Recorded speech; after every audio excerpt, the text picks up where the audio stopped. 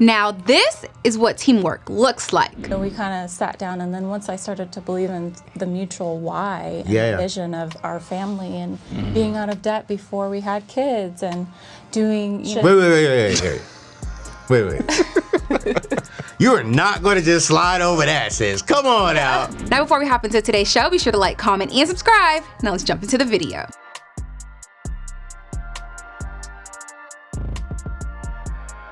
So, Mr. Stewart, I want to get straight into it. Man, thank y'all for coming. Yes, sir. How much did y'all pay off, honestly? Oof. Do I have to say it out loud? $229,000 in debt. $229,000 in debt. Yes, sir. And how long did it take y'all? Ooh, 5 years. 5 years. Mm-hmm. How long y'all been married? 13 years and a few days. Yep. 13 years and a few days. Yes. See, usually like 13, it's like, oh, and a few. Oh, hey, man, every single day. Every single day counts. I want to start here because my new motto, like moving forward, is I really want to help people build their own table and sit at the head of their table. And what I loved about you all's story is you all attacked this debt and you all were saying, hey, listen, we're going to change our family's future. Where did this start at to where y'all saying, hey, you know what? We want to be wealth driven, not debt bound. What started the process to start thinking about your wealth process, I guess, 5-6 years ago? Yeah. I think how we grew up, or at least how I grew up, I grew up in the welfare. Okay. I didn't know what was up. I didn't know how to, assess my situation and have an opportunity to actually grow as a Black man in America. I think you can definitely relate to that. Yeah. But in a point, I really realized that, okay, how can I change my paradigm to make sure that we have a future that isn't all about struggle? Yeah. I think it started for me in a lounge to see my counselor at the time. I was about to go in and talk to him about some mental health thing I was going through. My marriage was falling apart. Trying to understand, okay, what can I do to change the trajectory of my life, my wife? And this man named Dave Ramsey came to my mind. I don't know where it came from. We all know who he is. Yeah. I didn't know who he was at that time. Yeah. But God dropped that nugget in my mind, and I actually had to immerse myself in information. I didn't know who this guy was. Wow. But I opened up a whole opportunity and mindset that he had changed millions of people's lives. Absolutely. I'm like, I want to be part of that. Yeah. So I got super enthusiastic, brought it home to my wife, and she went, go ahead, babe. I'll let you figure that one. I mean, you looked at her like, wait, she went a certain kind of way. Yes. How did you go when he came home? I just got a new job, and so I was wanting to get a whole new wardrobe, and it was the best paying job that I ever had gotten before, so I was really excited about that. Yeah. He was like, well, we're going to pay off all this debt, and at the time I was like kind of in denial over finances and where we were at financially, so I didn't want anything to do with it. So it took me a long time, about a year, to really get on board. A year? Mm-hmm. So how did y'all, I'm curious though, because we have a lot of couples watching right now. How did y'all navigate that space? You were like, hey, this is what I want to do. Your best half, your other half, your wife, your partner, your favorite was like, hey, no. Like, how did y'all navigate that for a whole year? Did it cause some friction in the marriage for that year? Yeah. For me, the first one I want to say is patience with your spouse. Because that's something that, how us men, we get something, a nice idea, we want to go heavy. So let's go. I knew what I wanted to do, but I actually had to respect her because she didn't have the access of knowledge, or should I say information, that I did at the time. So I actually had to kind of open that door, open it small enough for her to kind of understand what I was trying to comprehend to her. Yeah. But then I started having patience, and we actually started sitting down and really discussing what money was in our lives and and how we wanted to look at it. Then the budget conversation started, and it took about 3 to 6 months to get that on board mutually. Did you like the budget idea? I did, because I felt like once we started to do it and get into the rhythm of it, I felt like it was a place that I could voice what I wanted. I was heard. So I was like, even before our meetings, I'd be like, okay, I kind of want to get my nails done. These things that were of value to me. Yes. So it was a place that, we kind of sat down, and then once I started to believe in the mutual why and the vision of our family and being out of debt before we had kids and doing, vacation. Wait. You are not going to just slide over that, sis. Come on out. Y'all decided to pay off your debt before having children? We did. Yeah. We did. I have never heard that in my life. We did. Where did that? Whose idea was that? Oh, I think it was a mutual thing. In my Why? opinion. Why? Yeah. What's the thought process behind that? Yeah. I think just growing up, both of us came from homes where we struggled financially. We can never afford it. I can't afford it. Yeah. So for me, it was like, if we had a baby at the time, it would be a huge blessing and that would be okay. But we just were really passionate about, let's get our finances in order. Let's get them cleaned up, so that we can be able to have a home and a place to bring our baby home, that we can have our own washer and dryer. We don't have to use a dirty one, and just stuff like that, where it was like we wanted to be able to provide for our future kids financially in a way that we never had. Yeah. That is so like refreshing to hear. But I think people listening right now are saying, wait, what?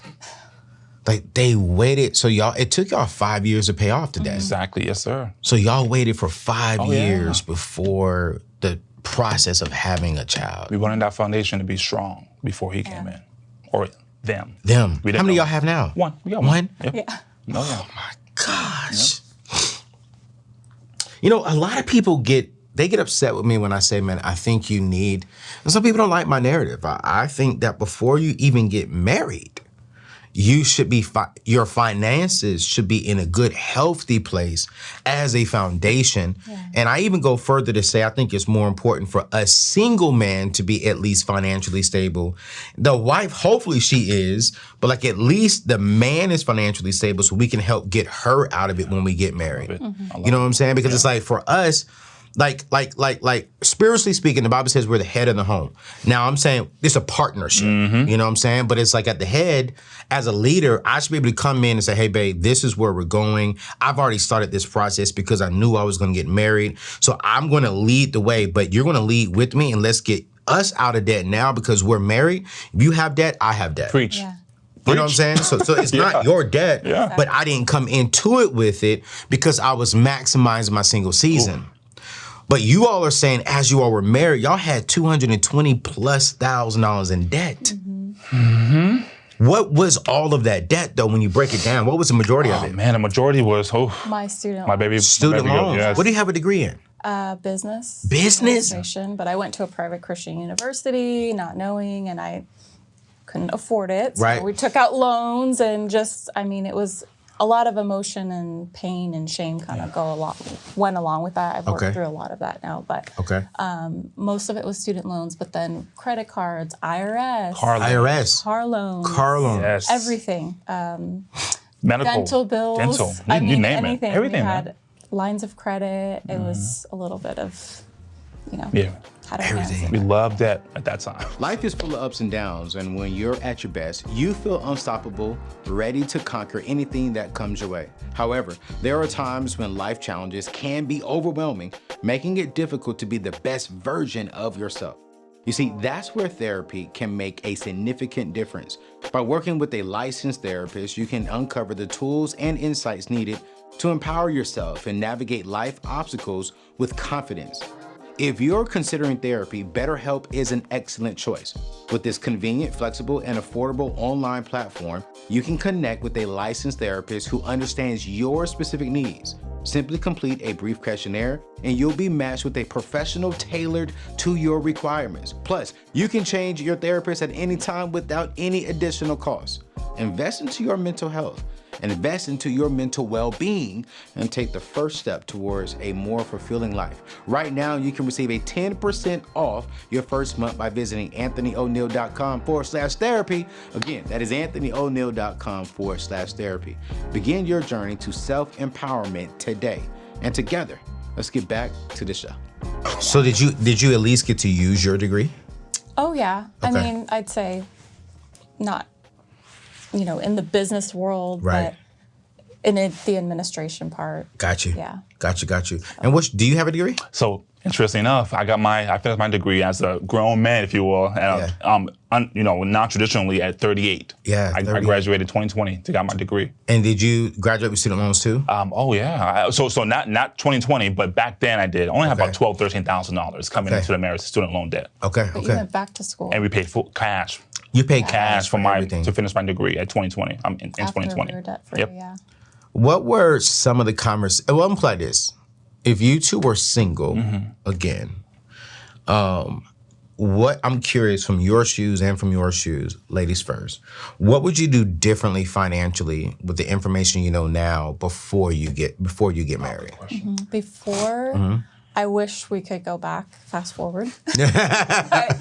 I would get my finances in order. You know, I feel like that is just a blessing to my partner, you know, and not to, you know, walk into a marriage of like, here's 6 figures of debt. And, you know, I thank God for Murph because he was like, babe, this is our debt. We're going to do this together. Absolutely. This isn't your debt. This isn't my debt. You know, so, but I would just say to walk into a marriage, that's just such a blessing to your partner to have that financial, not burden on your shoulders, but your, you know, vision of growing wealth and what's your future going to look like? What's retirement going to look like? You know, do you want to be working for the next, you know, 60 years or whatever? So it's just, I think if I was single and I could go back, I'd really just focus on that. Just, you know, how can I bless my future partner? You know, not having that financial weight. Because along with that financial burden comes stress, anxiety, sleepless nights. I mean, there's just so many depression, so much emotion attached to that too, you know? Oh, she said it, not me. You said it, not me, sis. That's what I'm talking. I try to tell people this all the time. I had to speak at Alfred Street Baptist Church in D.C. a few weeks ago, and one of the questions they asked me at the end of my talk was, hey man, as a single person, what is one thing you're focusing on financially, and what is one of your struggles financially? And I said, man, you had to ask me about one of my struggles.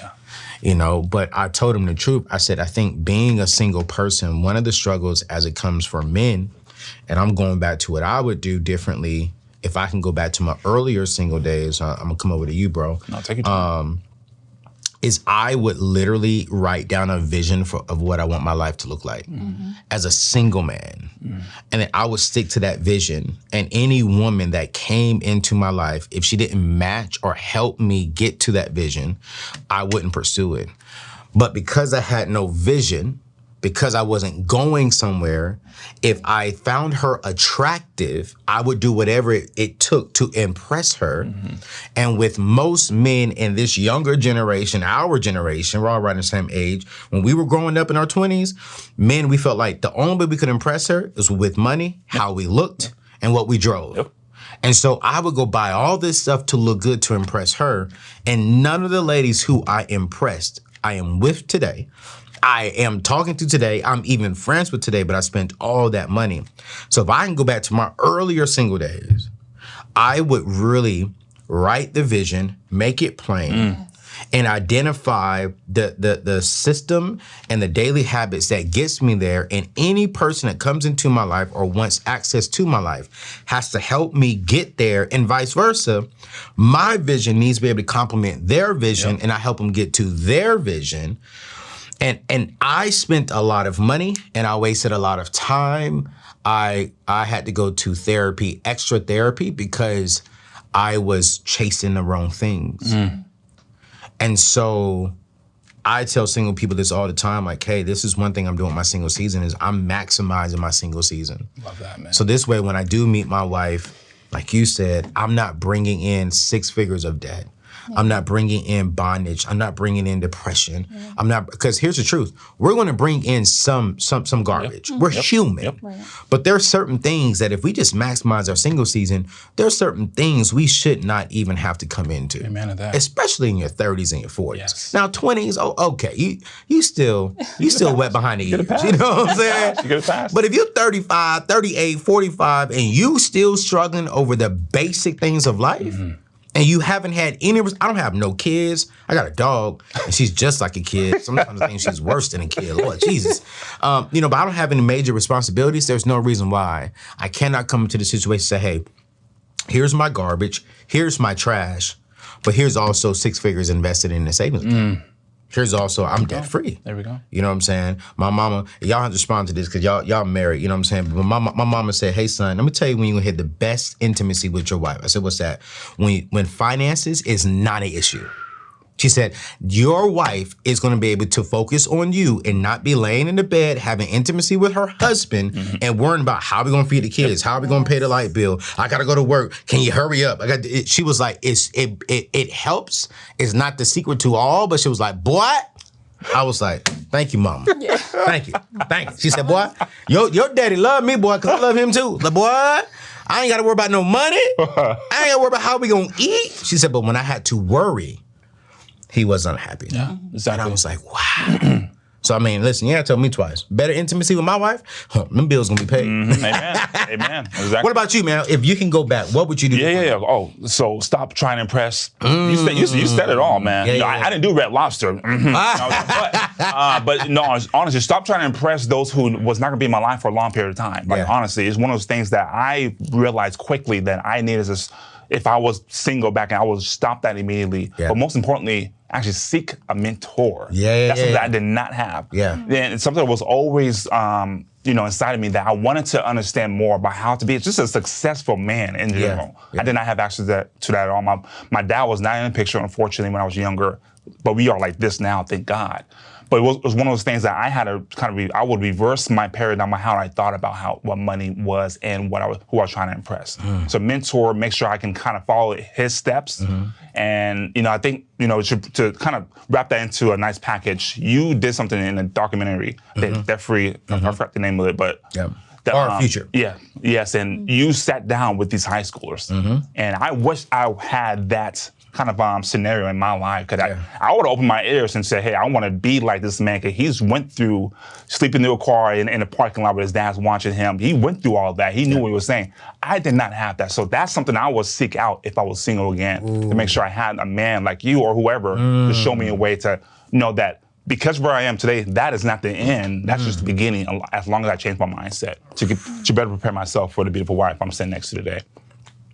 Do you think you'll be a better man, a better husband, a better father if you had a father figure, mentor in your life? Oh, 100%. Do you think some of the issues that you and your wife have had in the past would not be there if you had that? 100%. I have to say 100%. Yes. Wow. Yes. I think we both know when it comes to a man, especially that son and father relationship, that's huge. And unfortunately, I didn't have that, but me growing up and probably in my mid-20s or so, I finally found someone that I can actually lay my concerns on and actually understand, okay, how can I be better? How can I, and it was just actually through social media. Social media was huge. It's very, the frequency of reach, you can actually look at podcasts and listen. I do that heavily now. And I look up to these people. They don't know who I am, of course, but I know who they are. And actually help me learn more tactics and a better paradigm and think about money, think about success, think about how to increase your knowledge of how to be better in general, faith, people, society, what have you. So that's something that has truly helped me be who I am today. And I'm still doing that currently, so.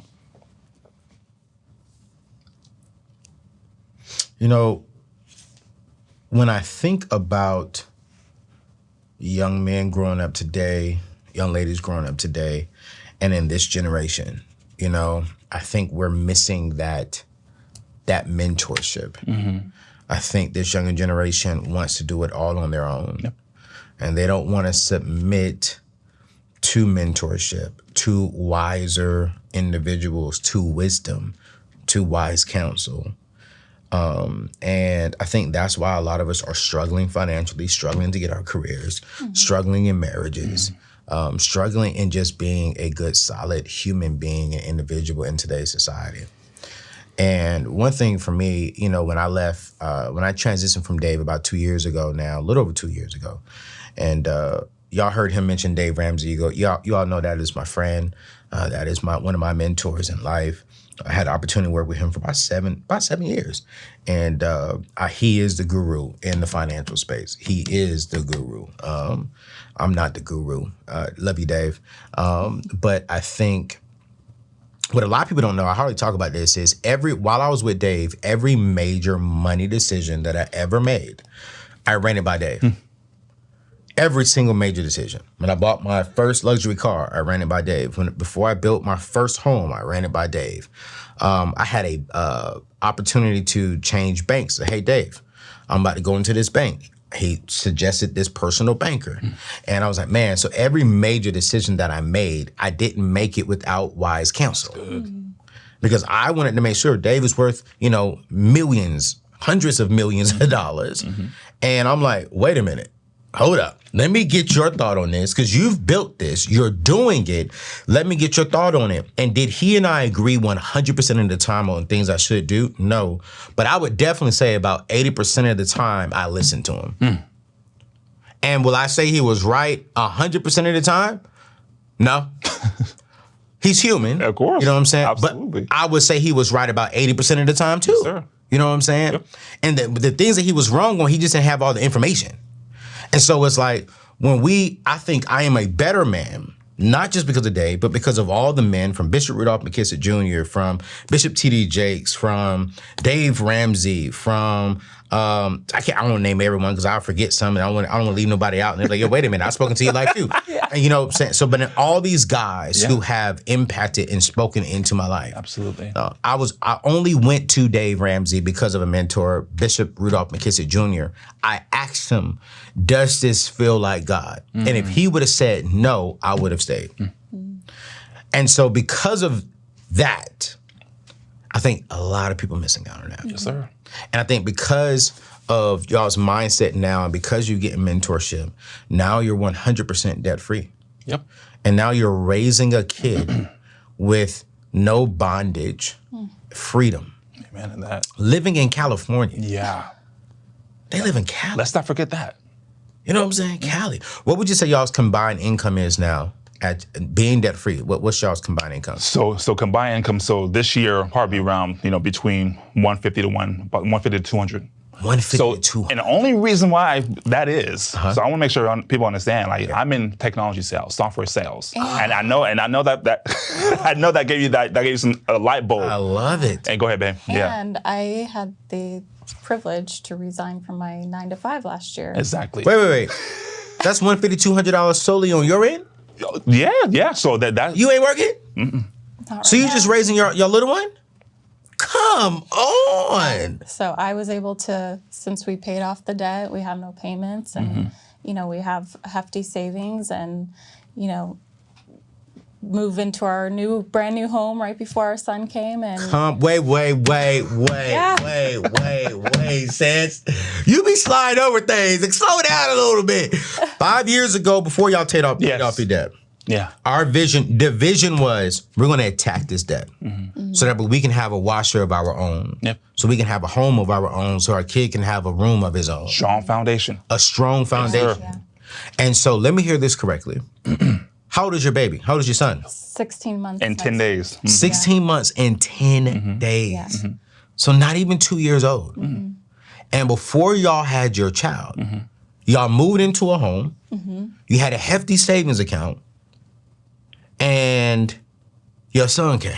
Yes, sir. Yeah. I mean, originally that wasn't the plan. What was the plan? Let's talk about what was the plan. This is how God works, because he's exceedingly abundantly more than we can ask or think, because I was at a high-paying job in the Bay Area and getting ready More to than go six back. figures? Yeah, more than 6 figures. I worked my way to management, and I was, working since I'm 15 years old, full-time, and I love to work. I love to make money. And so when it was time to go back to work after maternity leave, my new boss wanted me to commute back to the Bay Area for 3 days a week, and our son was 5 months old. And I was brokenhearted. My heart completely changed.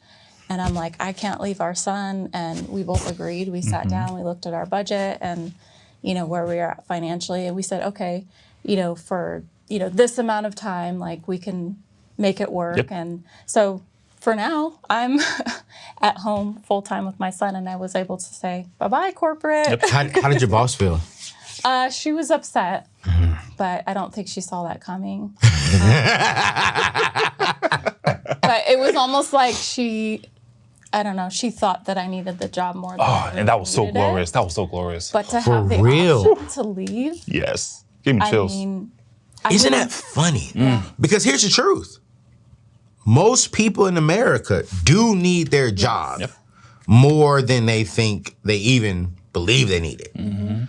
But because you all were able to pay off your debt, it put you in a position to where you didn't need it. You hit the nail on the head right there, Anthony.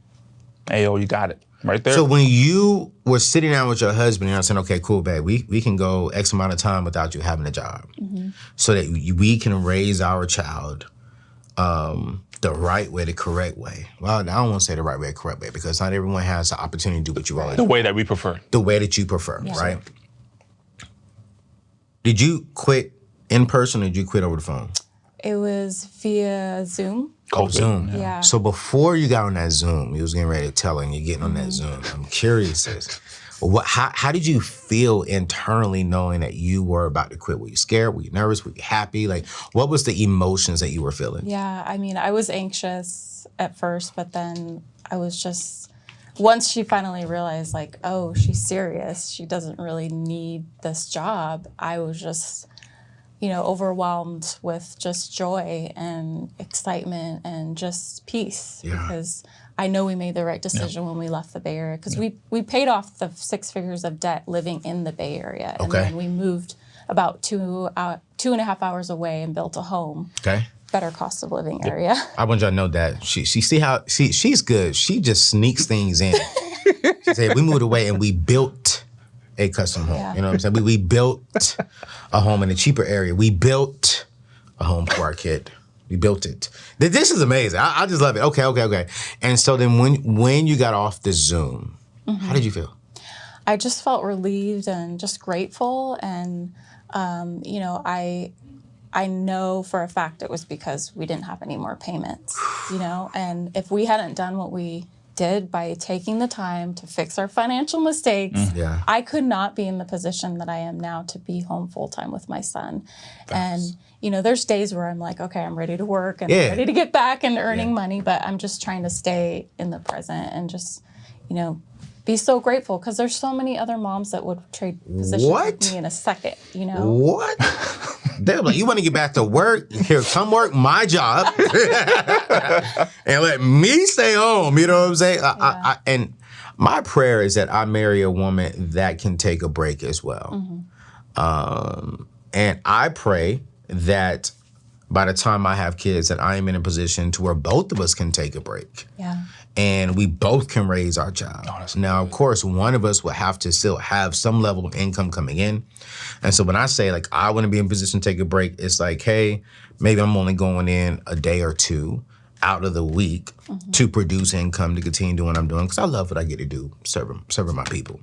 But it's like, hey, man, I want to be able to take my kids to the park. I want to be able to go to all their doctor visits in the first 2-3 years. I want to be able to go to their first day of school and sit in the classroom when they're kindergarten. Well, I don't know if I'm going to do kindergarten. I think I may want to do homeschool. I'm sorry. I don't really trust the school system. That's a different conversation. You know what I'm saying? I don't really trust them. Especially in California.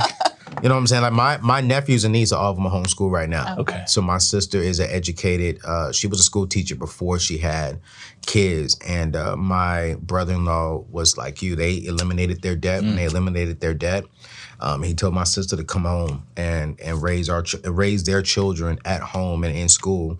So they're homeschooled for the week for social skills that go into a school for one day out of the week just to build the social skills. But Yvette is their mom and their school teacher. Oh, wow.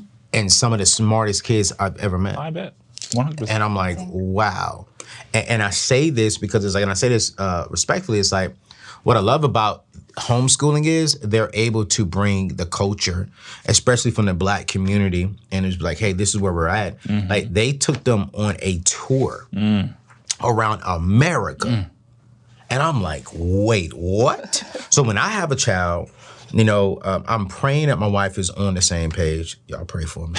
I want to take my kid to Israel for 30 days. Learn about Jesus while doing mathematication. Learn about Jesus while learning about English. You know what I'm saying? Because it's like, I want to teach my kids Hebrew. I want to teach them their Bible and turn their Bible into 3D effect while also meeting the requirements of education. Yes, sir. Then I want to take them to Africa. You know what I'm saying? I want to take them to the motherland and let them see that, hey, we're blessed over here, you know, but look at them. They're staying in woods and trees. You know, I want them to experience that. And then I'm going to go to California. Because I want them to experience the multiculturalness too. I think sometimes, I love seeing this, you know what I'm saying? I just got to call it out. This is so beautiful. I appreciate it. Because it's like, I think oftentimes on the Black community, we're just pro-Black and only Black. And then in some white spaces, it's all white people. Yeah. But then I think Jesus doesn't see color. Nope. Jesus doesn't see color. Now, humans, we do. But Jesus is like, this is my child. This is my son. This is my daughter. And while I want to see the Black community move forward, I also believe that we should be able to be exposed to everything and embrace everyone. 100%. You know, and so I just cannot wait for that. So now that you all are financially free and you're out of debt, and we talked about, you know, why you all got out of debt, because you all wanted that freedom. You all stick to a budget now. One of my philosophies now is not just financial literacy, but it is wealth literacy. It is wealth progression, right? Yep. And so it's like, what are you all doing now to build wealth for long-term, for you all's goals, even for your son? That's growing up. What does that conversation look like now? Y'all still budgeting monthly and stuff like that? Oh, yes. Yeah, diligently. You know, it's honestly a little bit more, I won't say loose, but it's like, you know, we give yourself a little bit more permission, kind of we widen the margin, if you will. Wow. But we still talk and have these budget meetings when appropriate, because we do it every time. It's ingrained in our mindset, in our DNA. It's a habit. So, babe, you ready? Okay, let's do it. It used to take about an hour and a half or so. Now it's about 10 minutes. Okay, babe, look at it. 10 minutes. 10 minutes. Done. Yeah. Done. I proofread. She does. So you read it, you do it, and you go back and proofread. She's the administrator. Exactly. Yeah. Add a few things. Yeah. Man, I love it. Yeah. So, but you know, we actually have thrown ourselves into, you know, the investment world, right? Okay. So we got mutual funds, we got ETFs, we got you know, 401k, Roth 401k. Yeah. It's one of those things that we have to now dive into something that's actually going to grow. Yeah. So that's something that we've been learning a lot, especially on social media. You know, like this, social media is so heavily with content.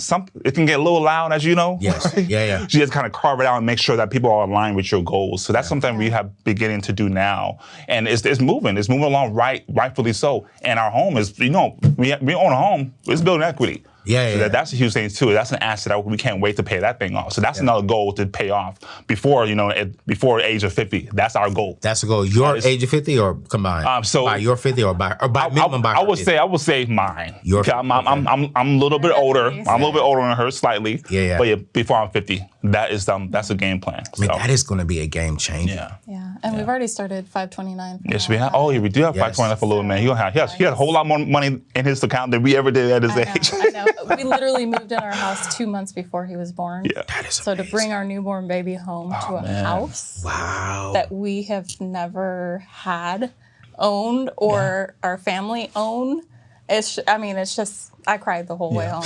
You cried the whole way home. I've cried so much about it. Oh, yeah.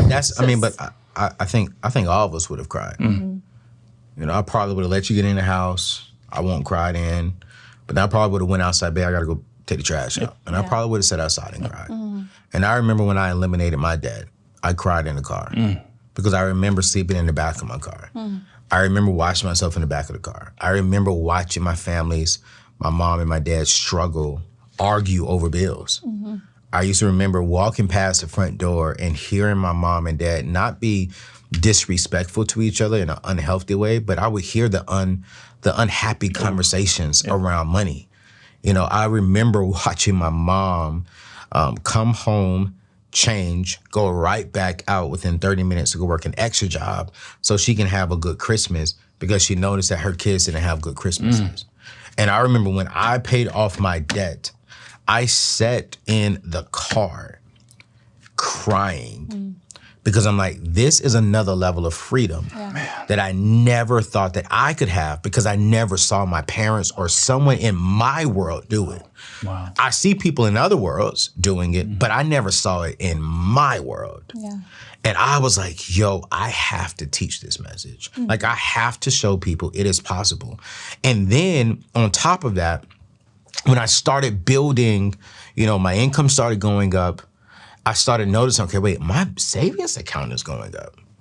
Then when I started noticing, wait, I got some money, I can go buy My dream car?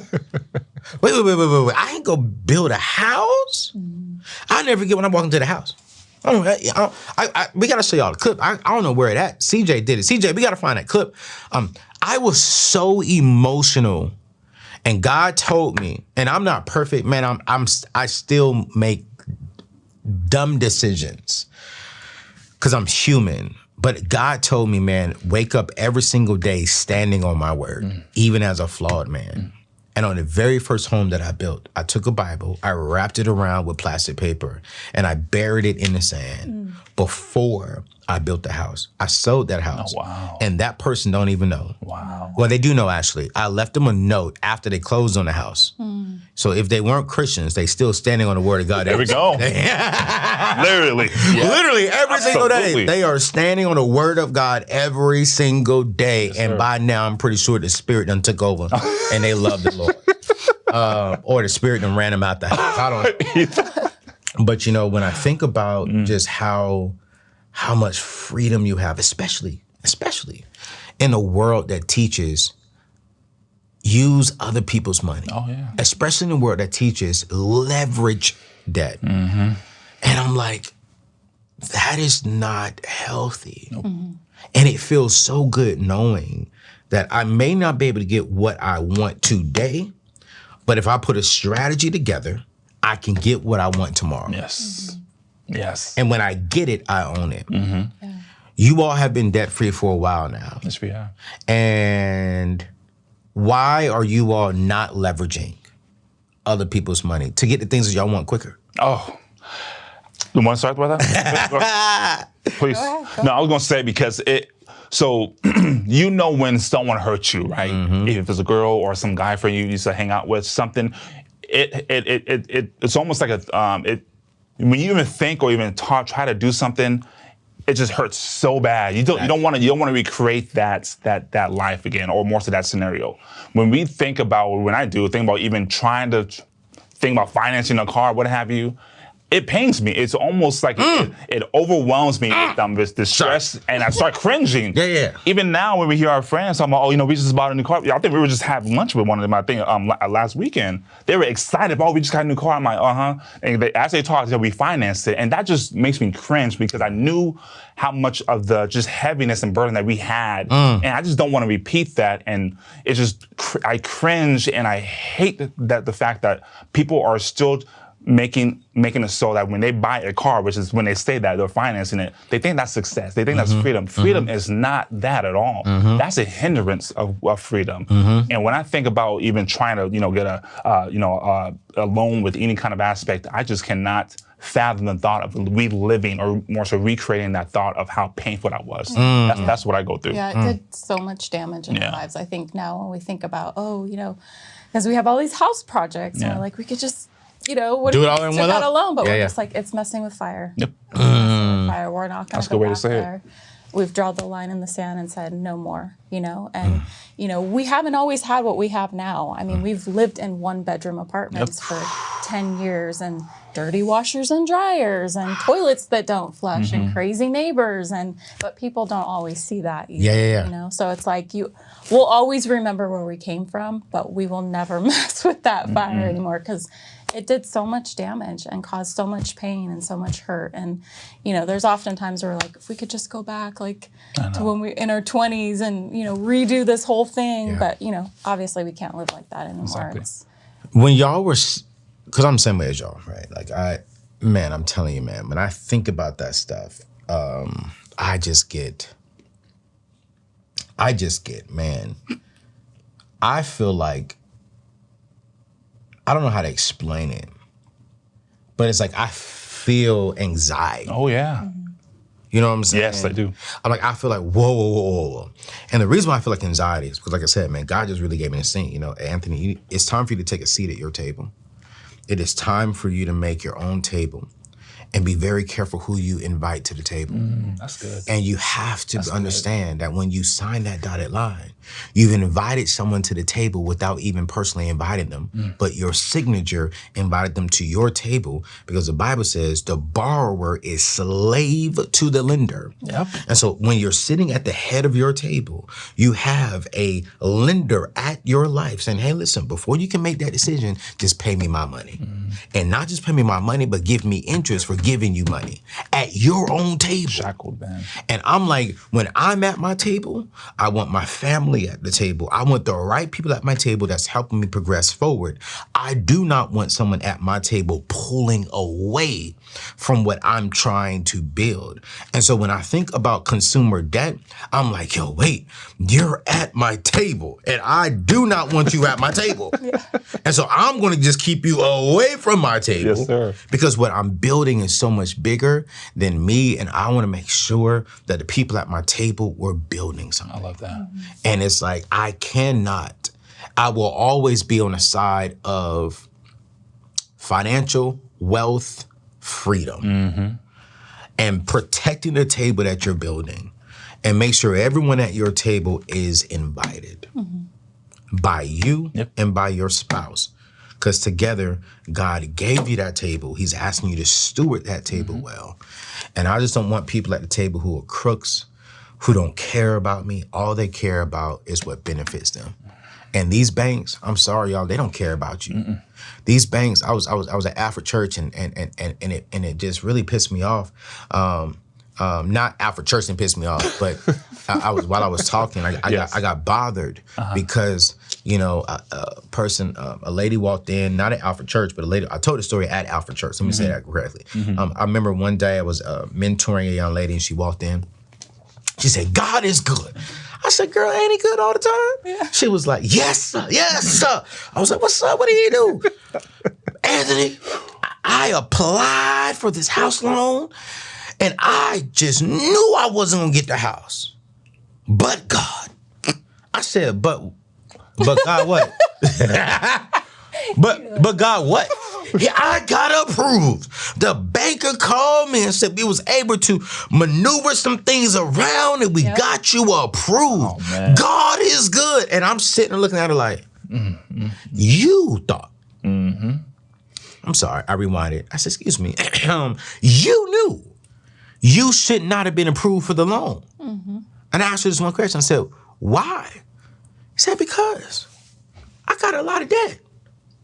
I was like, okay, how much is your rent right now? Oh, it's $1,200. How much is your mortgage payment? Baby, it's gonna be $1,950. And I was like, you can't afford that home. She said, but God gave it to me. God gonna make a way. Oh, man. And I said, I'm sorry to say this, but that wasn't God. That was just human. God put on your spirit that you should not be approved for this loan, that you can't afford this home. And so a miracle is not God approving you. A miracle is you saying, I can't afford this home. Yes, sir. Yeah. And saying you can't afford it doesn't mean you're broke. It just means that you can't afford to do that, because that will impact tomorrow. Exactly. And I was about to build a home here in the area on the Potomac River. Man, it was gorgeous. Oh, man. I would have been a bachelor. Listen, I would have been the man.com. My backyard would have been literally 10 feet from the Potomac River. They was gonna build a dock. We had it built right. I was like, oh my gosh. I said, God, if you give me this home, I may stay single for the rest of my life. It was gorgeous. But I'm a budget man. I got the land for the price that I wanted the land. We talked them down about $200,000 for the land. Great. And when I met with the builder, I said, hey, here is my budget to build this. Do you even think we can get there? He says, oh yeah, I think we can get there. I said, all right, bet. All right, cool, great. A month later, as he's pricing out everything, he sends us the email.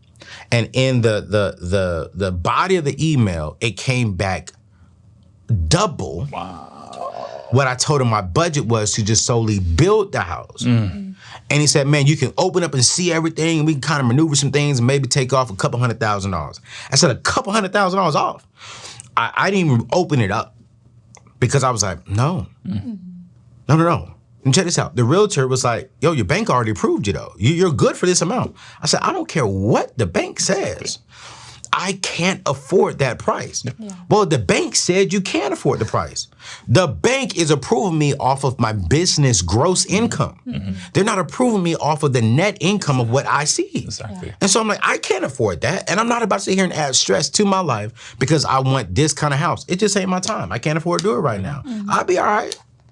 And I was like, man, you really gonna pass up on this? This is a great opportunity. It's a great opportunity for a headache. Exactly. It's a great opportunity for me to be stressed. Yep. I'm like, no, I'm not gonna do it. I mean, they were bummed too. I bet. I said, I'm sorry. You missing out on a commission check and you missing out on some money. I'm missing out on headache and drama and frustration and sleepless nights because I'm stretching myself too far. Could I have done it? Yes, but it cuts out on my margin. Oh yeah. And I don't like being that close to my margin. Yeah. And so I said, you know what? I'm not gonna do it. I gotta practice what I preach. I gotta live by what I preach. And I'll be honest with you, man, it feels good, you know what I'm saying, waking up knowing that I made that decision. Freedom, baby. And that's the thing is most people don't think like Nope. that. No. They think what is normal is get the house. Hey, the bank approved me. Yeah, the bank approved me and I have the income, and that's where the problem is. Yep. That bothers me though. Yeah. That banks will approve off of gross income. I think that is the dumbest thing ever. I agree. Banks need to approve off of net income minus DTI. So it's like if your net income is $3,000 and you already got $2,000 going out, you can't be approved. No. But we're gonna approve you single man off of the $5,800 that you make gross, but we know you only see $3,000. That don't make sense. That makes zero sense to me, which is why I say we have people at the table who do not care about us. Exactly. They only care about them and what benefits them. Yes, sir. Preach. Man, listen, this has been a great show. I wish we had longer because y'all doing some amazing things.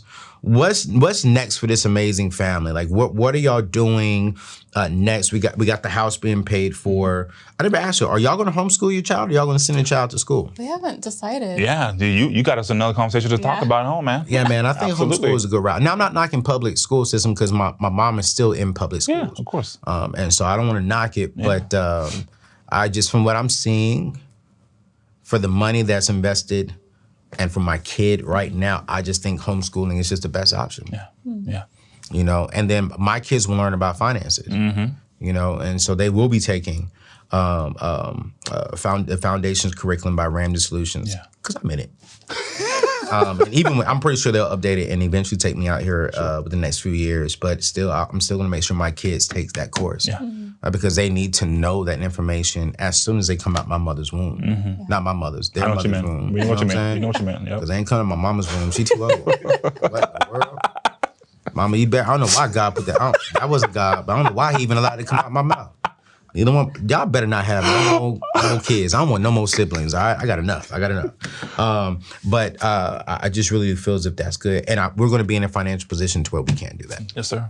Yep. You know, and so Fit and Funds. Tell me a little bit about that before we go. What is that and how can we learn more about that? Yeah, Fit and Funds. So we can go to www.fitandfunds. That's FITNFUNDS.com. You can show all our information there. And we're coaching people. We'll give them the freedom mindset to help them go through their journey personally and get them to the place where they want to be, which is where we are today. So that's our plan. That's the main purpose of God allowing us to go through everything that we've gone through is to share the message of hope. And that's why we're here. And why, that's our main objective now is along with building wealth and having, future family, that won't have to go through the struggles that we went through, but also to share the message and help people get out of debt and seek financial freedom. Get fit with your money. That's what's fit with your money. Absolutely. That's right, man. Y'all, he like 8 foot tall and fit. She's like 5'5" and like, she loves looking up to her husband. I'm 5'10". Oh yeah, you tall too, man. 2 tall people. I came in the studio. They both stayed sitting there. Hey man, we didn't want to.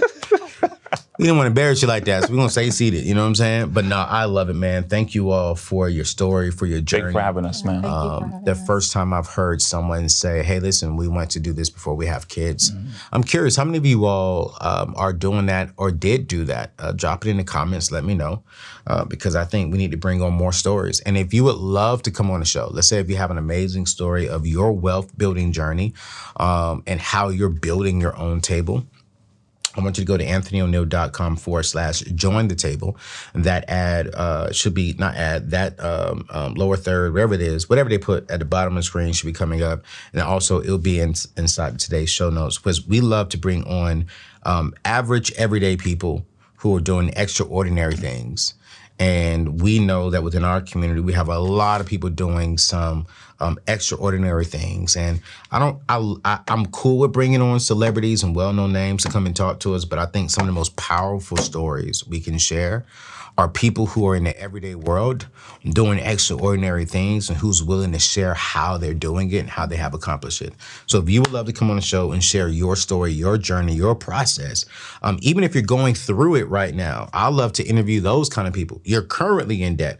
You're currently investing. You're currently starting a business and you haven't accomplished it just yet, but you're on a journey. Hey, come share your story. Let me even help you out. Let me walk you through the process of what you can do. So go to anthonyoneal.com/join the table. That information will be on the show notes and it's on the screen, and we'll see you on the next show. Peace out.